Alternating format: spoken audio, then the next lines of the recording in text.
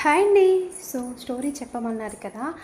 మాకైతే ఇది corona first స్టేజ్లో ఫస్ట్ టైం కరోనా వచ్చింది కదా. అప్పుడు వచ్చేసి మేము భువనగిరిలో అయితే డ్యూటీ చేసేవాళ్ళము, రెంట్ హౌసే. ఇంకా అక్కడ ఏమైంది అంటే డిపార్ట్మెంట్లో అప్పుడు ఎంత డేంజర్గా ఉండేది. కనీసం ఇంట్లో కూడా వచ్చి ఫుడ్ తినే అంత సిచ్యువేషన్ బయట నుంచి బయటనే అలా ఉండేది. ఆ టైంలో మా వారికి కొంచెం ఫీవర్ వచ్చింది.